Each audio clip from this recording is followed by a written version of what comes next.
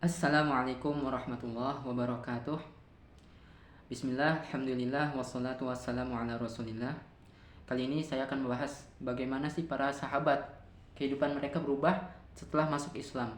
180 derajat berubah dari yang sebelum Islam pada masa jahiliyah. Keadaan mereka berubah setelah masuk Islam. Ada dua hal yang menjadi pokok perubahan kehidupan mereka. Yang pertama, metode atau cara mereka mempelajari ilmu atau Al-Quran. Kemudian yang kedua, bagaimana Nabi SAW mendidik mereka.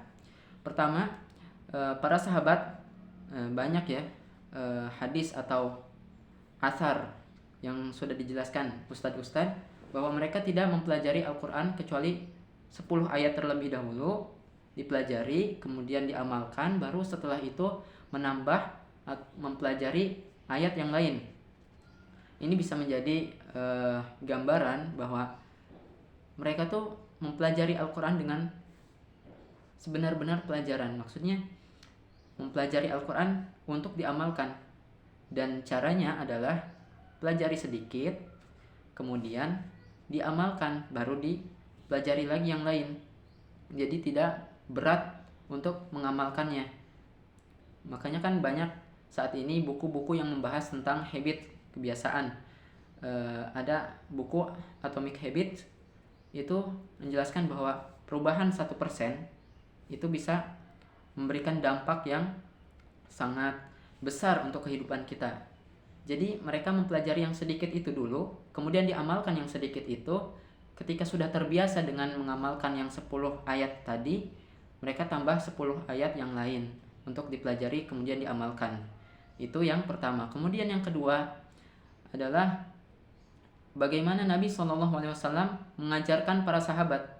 Nabi SAW tidak hanya mengajarkan para sahabat melalui lisannya dalam khutbah, ceramah, tidak, tapi juga Nabi SAW mengajarkan ilmu kepada para sahabat melalui praktek, melalui amalan, sehingga berbekas apa yang diajarkan oleh Nabi SAW.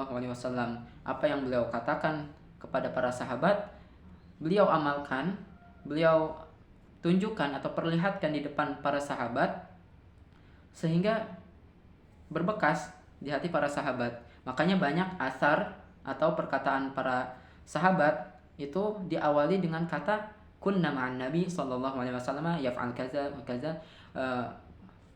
Terus ada ra'aitun Nabi SAW yaf'alu kaza wa kaza. Maksudnya dulu saya bersama Nabi melakukan ini, dulu saya melihat Nabi melakukan ini, sehingga kita bisa mengambil kesimpulan bahwa Nabi SAW tidak hanya mengajarkan para sahabat melalui lisannya, tapi juga melalui apa yang beliau SAW amalkan di depan para sahabat, di hadapan para sahabat radhiyallahu anhum.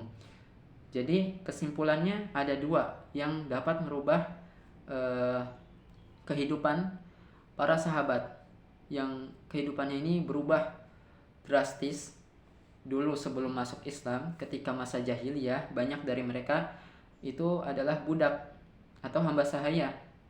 Kemudian masuk Islam dan mereka menjadi prajurit, bisa menaklukkan banyak negeri. Persia ditaklukkan, Afrika ditaklukkan, dan negeri-negeri lainnya mereka taklukkan. Bahkan Spanyol bisa ditaklukkan oleh generasi setelah mereka.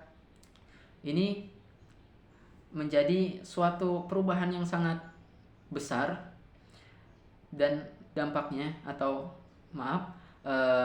penyebabnya adalah dua hal tadi. Bagaimana cara mereka mempelajari Al-Quran atau mempelajari ilmu, kemudian bagaimana seorang pendidik, yaitu Nabi SAW, mendidik mereka, bagaimana caranya. Jadi kesimpulannya itu tadi, kita ubah kebiasaan atau cara mempelajari Al-Quran. Saat ini, di zaman ini, banyak yang dari kita hanya fokus untuk menghafal. Hanya menghafal saja. Sampai 30 juz, selesai, sudah. Tidak ada lagi hubungan dengan Al-Quran, tidak lagi memegang mushaf. Bahkan banyak dari kita atau banyak juga diadakan daurah menghafal Al-Quran dalam sebulan, dalam 2 bulan, hafal 30 juz. Kemudian setelah itu apa? Al-Qurannya tidak dipegang lagi, tidak dimurojaah lagi, tidak dipelajari, hanya sebatas hafalan 30 juz selesai. Padahal para sahabat radhiyallahu anhum pada saat itu dulu banyak mereka tidak hafal Al-Quran secara 30 juz. Maksudnya secara sempurna tidak banyak dari mereka yang tidak hafal 30 juz. Hanya beberapa saja yang menghafal Al-Quran sampai selesai. Tapi dengan cara mempelajari yang 10 ayat tadi, 10 ayat dipelajari kemudian diamalkan baru pindah ke 10 ayat berikutnya, ini menjadi perubah atau merubah kehidupan mereka menjadi lebih baik, dan perubahannya sangat drastis. Itu tadi. Yang pertama, kita ubah cara kita mempelajari ilmu agama atau cara kita bermuamalah, bergaul atau mempelajari Al-Quran. Kita ubah caranya. Tidak terfokus hanya pada hafalan, hanya membaca, tapi juga mengamalkan. Kemudian kita dakwahkan atau kita pahami dulu, pelajari dulu, kemudian diamalkan dengan baik, sedikit demi sedikit, kemudian kita dakwahkan. Itu yang pertama. Kemudian yang kedua, saat ini kita tahu semuanya, kita tidak bisa berjumpa langsung dengan Nabi SAW, tidak bisa mengambil ilmu langsung dari beliau.